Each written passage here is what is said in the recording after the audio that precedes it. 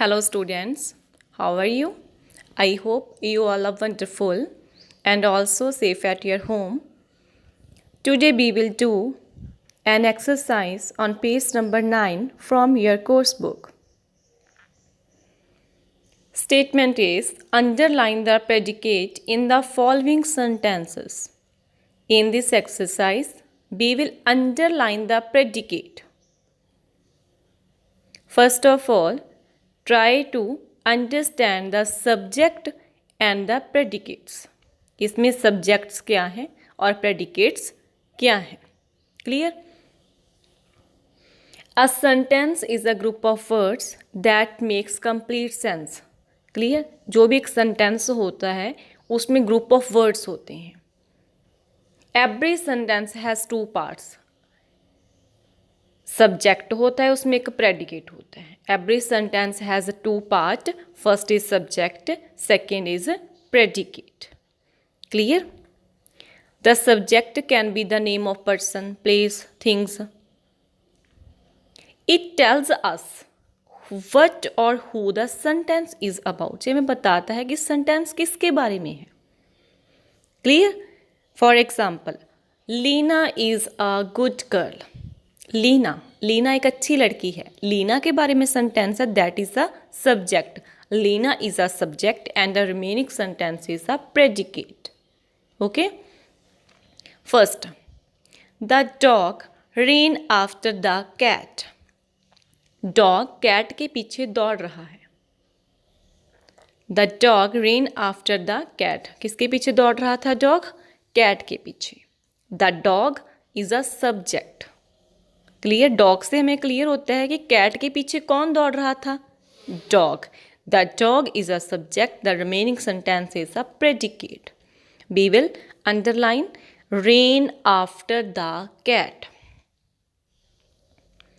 Clear? Next sentence is the light blue shirt was her favourite top. The light blue shirt, उसका favourite top क्या था? Was her favourite top. उसका favourite top कौन सा है? The light blue shirt. Clear? Light blue shirt बताता है हमें, it tells us clear about the sentence. So we will underline was her favourite top is a predicate. After that, the bag is too expensive for me. वो bag मेरे लिए expensive था. Clear? Is too expensive for me. क्या क्या expensive है? That bag. Clear? That bag is a subject. Is too expensive for me is a predicate. Next, Rahul is the tallest boy in our class. Rahul हमारी class में क्या है? Tallest boy है. Sentence हमें किसके बारे में बताता है कि कौन टॉलेस्ट बॉय है हमारी क्लास में? Rahul. Rahul is a subject. Remaining sentence is a predicate. Is the tallest boy in our class. Then, she finished everything this morning. She, there is no name of anyone. She हमें clear हो जाता है कि girl के बारे में बात की गई है. Clear? She is a subject. Remaining sentence is predicate. Finished everything this morning. At last, the children have already left for school. The children is a subject. Have already left for school. किसके बारे में बात की गई है? बच्चों के बारे में. The children is a subject and there tells us what or who the sentence is about. Clear? The children. Children से clear होता है कि बच्चों के बारे में बात की गई है. Have already left for school is a predicate. Okay? Dear students, it's an easy exercise.